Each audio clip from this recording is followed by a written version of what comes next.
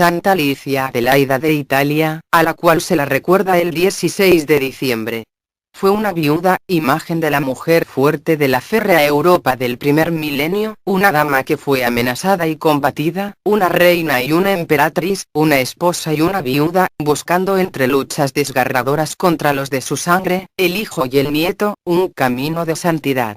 Sin embargo, lo más impactante de esta mujer santa, es que al finalizar su vida plagada de conflictos bélicos y emocionales, reconoció que lo más importante para un gobernante, o personero de Estado, es tener el buen consejo de un buen director espiritual, el cual es el mejor amigo del alma. Y hallar un buen amigo es como encontrar un tesoro, según lo dice nuestra Santa Biblia. Yo ruego que el Espíritu Santo siga enviando sabios directores espirituales que aconsejen a los gobernadores de las naciones y los lleven hacia la verdadera sabiduría y hacia la santidad. Qué hermoso fuera que esto se hiciera realidad en todos los tiempos. Santa Adelaida Alicia, o Adela, es un nombre alemán que significa la de noble familia. A esta santa la llamaban familiarmente como Alicia. Y nació en el año 933, en la ciudad de Orbe, actualmente perteneciente a Suiza, como hija del rey Rodolfo II de Borgoña, y de su esposa Berta de Suabia. Los problemas para esta santa, partieron muy tempranamente, cuando a los 6 años muere su padre.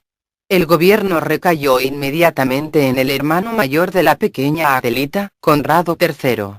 La niña creció en la piedad cristiana, pero a los 15 años de edad, su hermano el rey, le ordenó desposarse con Lotario II, hijo del principal enemigo del reino, Hugo de Provenza. Si bien fue un matrimonio por conveniencia política para beneficio de su hermano y de su rival, nada de extraño es que no existió un gran amor entre los esposos, pero aún así tuvieron una hija llamada Emma de Italia, que llegó a ser reina de Francia Occidental, cuando fue desposada con el rey Lotario de Francia. Sin embargo, las penurias de Alicia Adela comenzaron cuando su marido es asesinado por medio del envenenamiento, a fines de noviembre del año 950, como consecuencia de una estrategia del rey Berengario II, que por este medio se hizo con el poder sobre toda la Italia de mediados de la Edad Media. Para esos momentos Alicia Adela tenía apenas 17 años de edad, y cuando intentó obligar a la santa a casarse en segundas nupcias con el hijo del usurpador, el príncipe Adalberto, la santa se negó rotundamente y en una noche huyó, siendo localizada y encarcelada el 20 de abril del año 951, siendo encerrada en una prisión, mientras que le quitaron todos sus poderes y títulos. Aparte de todas las agresiones verbales que debió soportar esta santa, fue mayormente golpeada y vilipendiada por la esposa de Berengario, Huilla de Arles, mientras la santa permaneció encarcelada en sus aposentos, pues seguía negándose a tomar por esposo a su hijo Adalberto. Su capellán se quedaba admirado porque Adelaida no se quejaba ni protestaba y seguía tratando a todos los carceleros con exquisita amabilidad y dulzura. Todo lo que sucedía lo aceptaba como venido de las manos de Dios y para su bien. Le robaron sus vestidos de reina más todas sus alhajas y joyas, dándoles unos harapos como de pordiosera. En su oscura prisión pasó varios meses dedicada a la oración. Los carceleros exclamaban: «¡Cuánto heroísmo tiene esta reina! No grita, no se desespera, no insulta. Solo reza y sonríe en medio de sus lágrimas». Y mientras tanto su capellán, el padre Martín, consiguió un plano del castillo donde ella estaba prisionera, abrió un túnel y llegando hasta su celda la sacó hacia el lago cercano donde la esperaba una barca, en la cual se la llevó hacia la libertad viajando primero a Reggio para luego arribar al castillo de Canosa, donde se refugió, luego de fugarse por segunda vez, en agosto del año 951. Esta santa se hizo célebre, cuando se sometió a grandes penitencias y oraciones, para que todos en el castillo se salvaran del asedio de Berengario, y milagrosamente no consiguieran asaltarlo. Adelaida logró enviar un emisario para acogerse a la protección del emperador Otón el Grande, regente del Sacro Imperio Romano Germánico, que mantenía un ejército en Italia, porque recordemos que la madre de la santa era una princesa germánica, por lo tanto Otón sabía de la existencia de esta reina viuda, célebre por su servicio al prójimo y por su caridad. Adelaida y Otón se reunieron en Pavía, la capital histórica de la región lombarda, donde Otón se hizo coronar rey de los lombardos en septiembre del año 951, reforzando su legitimidad al casarse seguidamente con la propia Alicia Adelaida, viuda del último rey legítimo. Berengario aceptó en principio la supremacía de Otón, y a cambio de rendirle homenaje, mantuvo su poder sobre Italia. Por lo que Otón retornó a Germania junto con su nueva esposa, donde cimentó la existencia del Sacro Imperio al derrotar a los invasores húngaros en la batalla del Lechfeld, en agosto del año 955, y al extender los límites de la Francia oriental hasta más allá del río Elba, venciendo a los obroditas y otros eslavos del Elba en la batalla de Regnitz, en octubre del año 955. Unos años antes, en el 953, la revuelta del hijo del primer matrimonio de Otón, y presunto heredero, Liudolfo, duque de Suabia, contra su padre fue sofocada por este, que le desposeyó de su título ducal. Aunque fue perdonado por el emperador, su padre, perdió su estima y este hecho favoreció la posición de Adelaida y de su descendencia en la corte. Adelaida también consiguió retener toda su dote territorial. Y ella se comportó como una dulce y amable esposa, acompañando a su marido durante su segunda expedición a Italia, destinada a someter la revuelta de Berengario II, para proteger al Papa Juan XII, pues los estados pontificios estaban siendo atacados por el belicoso Berengario.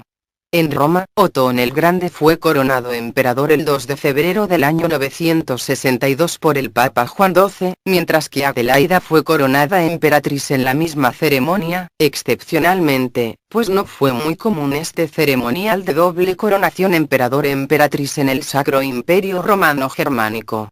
También acompañó a su esposo Otón en el año 966 en su tercera expedición a Italia, donde permaneció con él durante 6 años.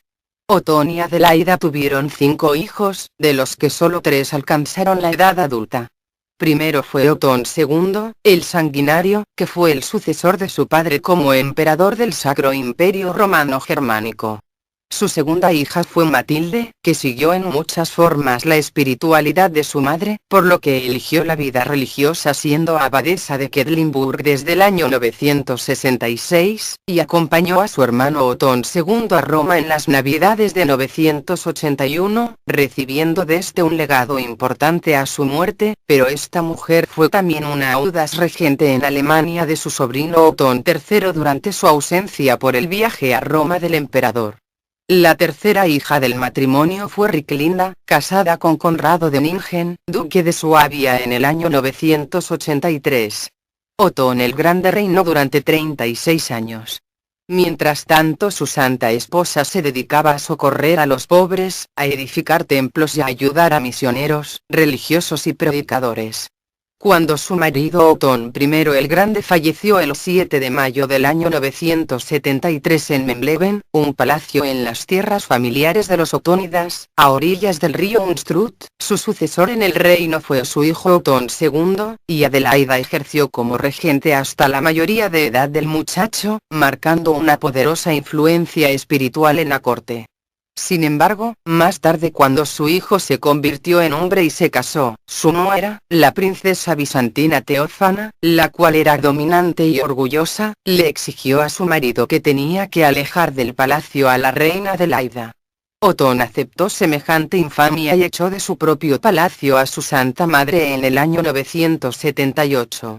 Entonces la humilde Adelaida tomó unas pocas pertenencias y se fue a un castillo, pero pidió la ayuda de San Maiolo, abad de Cluny, que le permitió vivir en un humilde retiro durante algún tiempo.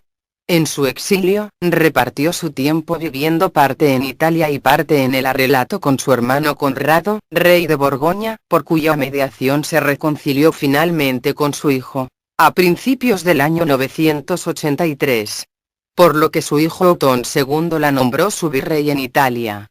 No obstante, cuando Otón II murió el mismo año, y aunque tanto la madre como la abuela del niño, que sería el futuro rey Otón III, fueron nombradas corregentes en igualdad según el testamento del hijo de Alicia Adela, sin embargo la reina viuda Teófana obligó a Adelaida a abdicar y la exilió. El hijo de Alicia murió en una guerra y su viuda la princesa de Constantinopla se apoderó del mando y trató duramente a Adelaida, la cual soportaba las humillaciones respondiéndole: solo en los brazos de mi buen Jesús puedo encontrar consuelo para tantas pérdidas y desventuras. En medio de sus penas encontraba fuerzas y paz en la oración. Pues tal como lo hizo durante toda su vida, a quienes le trataban mal les correspondía tratándoles con bondad y mansedumbre. Una extraña enfermedad acabó con la vida de la princesa de Constantinopla en el año 991, fallecida su nuera, Adelaida quedó como regente de su nieto que era un niño, encargada del gobierno de la nación, mientras su nieto Otón III llegaba a la mayoría de edad. Como emperatriz reinante se comportó para sus súbditos, como una madre bondadosa. Ignoraba el odio y no guardaba resentimientos con nadie. Supo dirigir el gobierno del reino germano con bondad y mucha comprensión, ganándose el cariño por parte de las clases sociales más humildes, sobre todo los más pobres, a quienes muchas veces les otorgó justicia frente a la opresión de los señores feudales en la Germania medieval. Fundó varios monasterios de religiosos mixtos, según la usanza de esos tiempos, en donde convivían separados varones de damas, y se preocupó por la evangelización de los que todavía no conocían la religión católica. Se esforzaba mucho por reconciliar a los que estaban peleados. Su director espiritual en ese tiempo fue San Odilon, el cual dejó escrito apenas muerta la santa, que la vida de esta reina había sido una maravilla de gracia y de bondad. Santa Adelaida tuvo una gran suerte, y fue que durante toda su vida se encontró con formidables directores espirituales que la guiaron sabiamente hacia la santidad. El Padre Martín, San Adalberto, San Maiolo y San Odilon. En la vida de nuestra santa sí que se cumplió lo que dice la Santa Biblia. Encontrar un buen amigo es mejor que encontrarse un buen tesoro. Quien pide un consejo a los que son verdaderamente sabios, llegan con mucha mayor facilidad al éxito.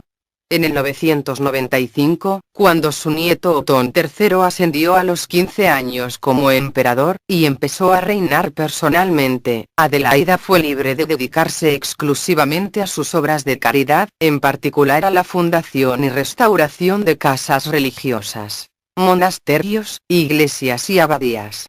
Y así pasó sus últimos días dedicada a la oración y a meditar en las verdades eternas. Adelaida había mantenido durante mucho tiempo estrechas relaciones con la abadía de Cluny, entonces el centro del movimiento de la reforma eclesiástica y, en particular, con sus abades San Maiolo y San Odilon. Adelaida se retiró a un monasterio que había fundado alrededor del año 991 en Sels, localidad al norte de Alsacia. Aunque ella nunca llegó a profesar como monja, pasó el resto de sus días en oración siguiendo la regla monástica de Sels. De camino a Borgoña en apoyo de su sobrino el rey Rodolfo III de Borgoña contra una rebelión de nobles. Aunque Alicia Adela iniciaba tempranamente sus actividades diarias, cantando el Ángelus, y asistiendo a la Santa Misa. Era una mujer muy trabajadora, que recibía muchos emisarios visitantes provenientes tanto de su propio imperio romano germánico, como enviados desde diferentes reinos que venían a saludarla o bien a pedirle el buen consejo. Ella se daba el tiempo para realizar la adoración a Dios después de un liviano almuerzo. Finalizando sus actividades diarias, ofreciendo comida para los ancianos y los menesterosos, para posteriormente acudir a hacer otras horas más de meditación.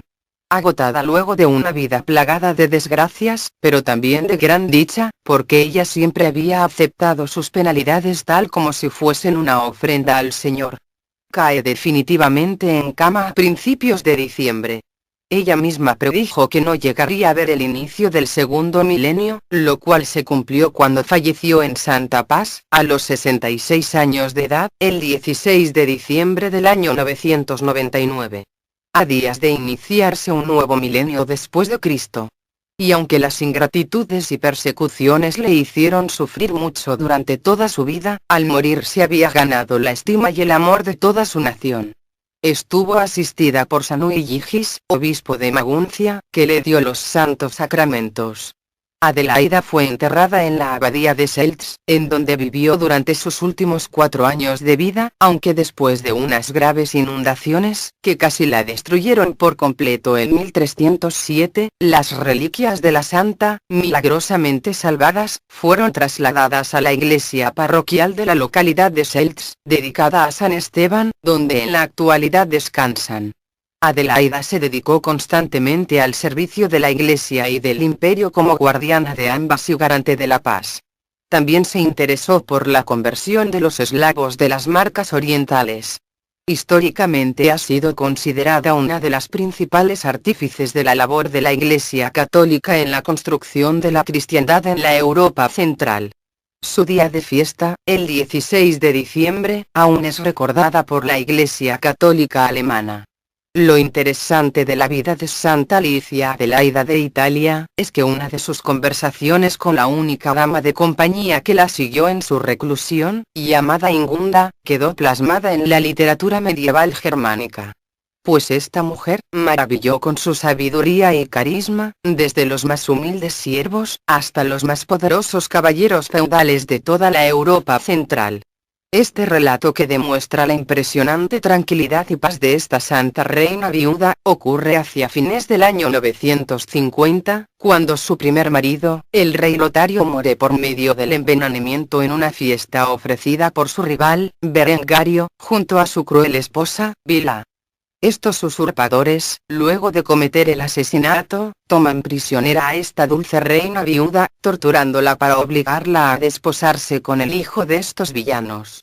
A pesar de lo dramático del suceso, se puede apreciar claramente la bondad, el carisma, la audacia, y el don de servicio de esta reina santa. La bondadosa sirvienta le decía a la reina viuda Alicia Adelaida, durante su reclusión en el que fuese su antiguo palacio real: ¿cómo es posible, señora, que conservéis esta serenidad en medio de tantas desgracias?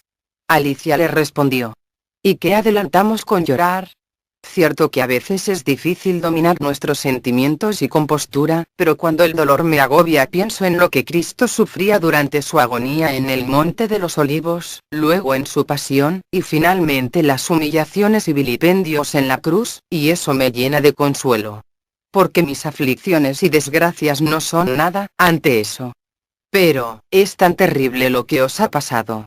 En pocos días lo habéis perdido todo, vuestros títulos, las riquezas, el reino, incluso su marido. Y cuánta ingratitud en gentes que solo beneficios habían recibido de vos. Adelaida replicó: vamos, Ingunda. No me hagas creer que tiene algún mérito mi prisión. Todavía me quedas tú para consolarme. Y no deja de aliviar un poco el poder repetir las palabras del santo Job. El Señor me lo dio, el Señor me lo quitó. Que sea bendito su santo nombre. E inmediatamente cayó de rodillas adorando al Creador.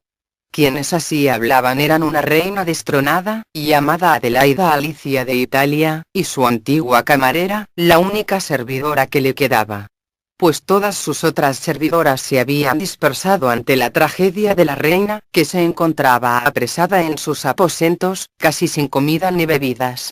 Era una mujer alta, bella, joven, la reina juntaba en su exterior todos los atractivos que añaden a la desgracia un nuevo motivo de compasión. El dolor sereno tenía en su rostro un brillo más amable que aquel otro con que antes le iluminaba la alegría de la felicidad, aquella felicidad que le había sonreído a la niña desde la cuna. Hija del rey de Borgoña, había crecido entre fiestas de palacios y castillos señoriales. A los 16 años, Lotario, rey de Italia, la hace su esposa. Pronto a la reina se junta en ella la madre. Con qué transportes de júbilo había visto el nacimiento de Emma, regio vástago de un tálamo real. Pero su destino la había traído al mundo en aquel siglo oscuro, siglo de traiciones, de intrigas, de ocasos y levantes de imperios. Ella iba a ser uno de los juguetes de la marejada. Un día, el marqués de Ivrea, Berengario, codicia el reino de Italia. Lotario es traicionado, huye, muere. Adelaida cae en manos del usurpador, le arrancan a su hija de los brazos, la encierran en una fortaleza de la Alta Italia.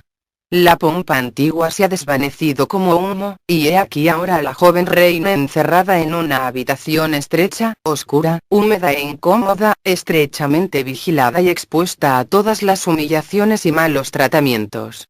De cuando en cuando entra un caballero de larga melena y cinturón reluciente, que le dice con altanería: «Señora, es preciso que os decidáis de una vez a tomar por esposo al hijo del asesino de vuestro marido». Adelaida permanece silenciosa, dulce, pero inquebrantable. O bien dice sencillamente: «¿Es posible que rompáis así vuestro juramento de fidelidad a vuestro esposo que acaba de ser asesinado?» Otras veces la que entra en la prisión es una mujer que viene arrastrando sedas y dejando una estela de perfumes. La prisionera tiene que hacer esfuerzos inauditos para conservar su serenidad delante de ella. Esta importuna visitante es la nueva reina, Vila, la esposa del usurpador. Vila da comienzo a la entrevista con una suavidad mal disimulada. Promete que su esposo le restituirá su libertad, los honores, las riquezas. Pero quiere obtener una cosa: que su cautiva renuncie al trono en que ella se sienta injustamente apartada.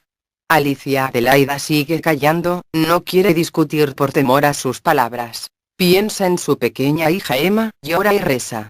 Su rival se irrita, amenaza, y hace estallar su cólera a puntas de golpes y puntapiés. Más de una vez Adelaida rueda por la habitación arrastrada de los cabellos. A fuerza de resignación, la cárcel iba perdiendo su horror para la ilustre prisionera. Dios vivía con ella, y el pensamiento de sufrir por él la inundaba de alegría, aunque no por eso dejaba de poner los medios para salir de su encierro. Imaginaba planes de evasión, aunque no veía el camino de realizarlos. Por la puerta era imposible escapar. Los guardias vigilaban constantemente, y aunque hubiera podido burlarlos, se hubiera visto detenida por los fosos, las cadenas, los puentes levadizos. Al asomar los ojos por la estrecha ventana, se estremecía viendo allá en el fondo las aguas cenagosas del lago de Garda, cuya profundidad le era imposible medir. Pero una noche llegó hasta ella una voz desde la habitación contigua: «Señora, si podéis pasar hasta aquí, estamos salvos». Dos guerreros custodiaban el corredor. Ingunda se acercó a ellos. «Mi señora», les dijo, «se va a morir de tristeza, y desearía purificar su alma con el sacerdote de Cristo». A estas palabras acompañó un regalo, la última joya que la reina conservaba como recuerdo de su pasada grandeza. Los centinelas asintieron gozosos, y, guiadas por ellos, las dos mujeres entraron en la habitación del capellán. Este había hecho tiras con las mantas del lecho, y atándolas unas a otras, tenía la soga necesaria para descolgarse hasta el lago. El lago, en aquella extremidad, era, según él, poco profundo, y el agua. Santa Adelaida de Italia misma podía facilitar la evasión. Ni Alicia Adelaida, ni Ingunda se asustaron del plan. Una tras otra se deslizaron por la estrecha saetera, y cautelosamente descendieron sujetándose a la cuerda improvisada. Siguiólas el clérigo. El agua les cubría hasta medio cuerpo, pero con la alegría de la libertad, ni siquiera la sentían. Avanzando lentamente, llegaron a tierra, y durante algún tiempo caminaron por la orilla del lago. El viento y la oscuridad favorecían la evasión.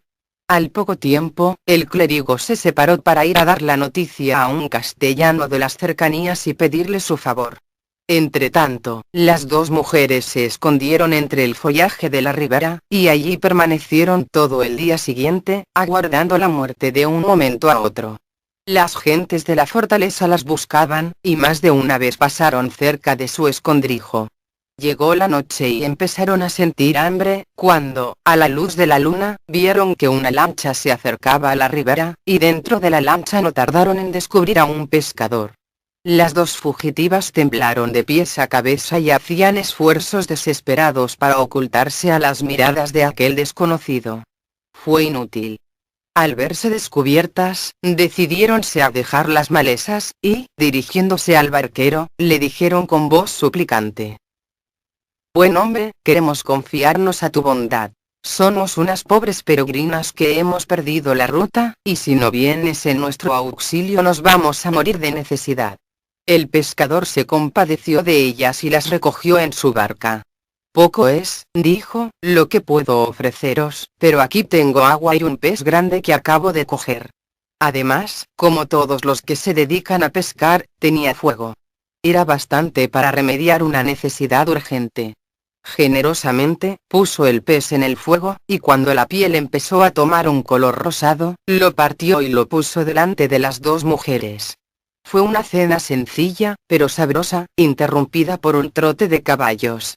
Al oírle, Adelaida empezó a temblar, pensando que serían sus perseguidores. A punto estuvo de pedir al pescador que la llevase el agua adentro. De pronto, apareció una sombra en la orilla, y al mismo tiempo se oyó una voz. ¡Alegría!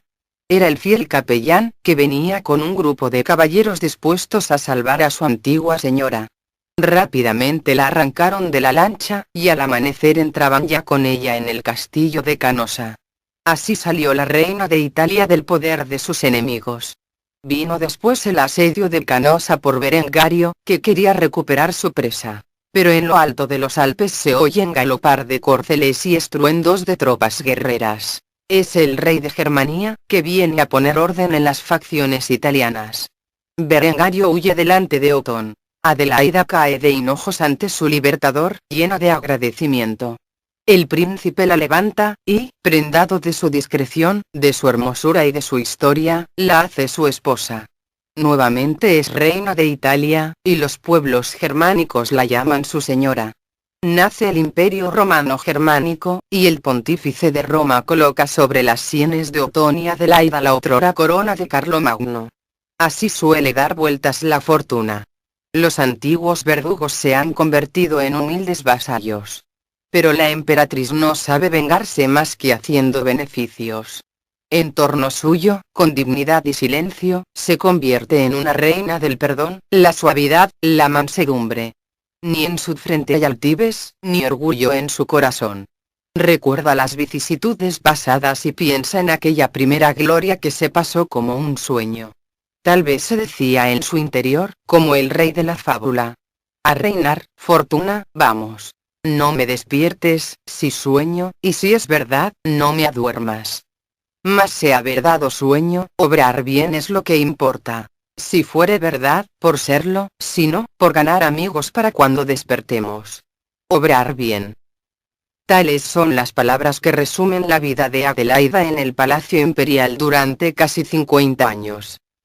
Amar y admirar a su marido, amar y educar a sus hijos, repartir su oro entre los pobres, levantar iglesias, ofrecer penitencias y oraciones, silencios, y sembrar a su paso la alegría y el consuelo.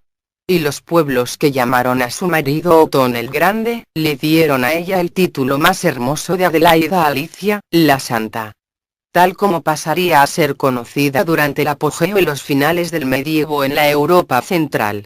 Las misivas que esta santa escribía las firmaba con la nota: Adelaida, pecadora por naturaleza, emperatriz por la gracia, lo que es un contraste tan grande de títulos, que hay una grandeza tal en la simplicidad de ese contraste, que merecería ser el epitafio de ella. Pecadora por naturaleza, porque todos los hombres por naturaleza son pecadores. Aun cuando sean santos y no pequen, en su naturaleza son pecadores. Emperatriz por la gracia. Es una cosa que quedaría bien en un vitral, debajo de la figura noble, serena y fuerte de ella. Santa Adelaida, pecadora por naturaleza, emperatriz por la gracia. Santa Adelaida Alicia, señuelo de la decencia, bríndanos de tu santa sabiduría, bondad y caridad, para soportar las cargas de la modernidad corrupta, para evitar las guerras por nuestra codicia humana, para limpiar y lavar las desigualdades en la sociedad. Oh emperatriz del milenio, vuestra vida, envuelta en política y disputas militares estuvo. Cárcel, destierro, intrigas de la corte, envidias, traiciones y falsedades. Así, soportasteis la incomprensión de propios y extraños, porque la ambición se había instaurado en vuestra casa. y, en contra de ello, os dedicasteis a hacer el bien. Protegíais, socorríais y consolabais a los necesitados. Considerabais el poder una carga para vos, pero un servicio para el bien de vuestro pueblo.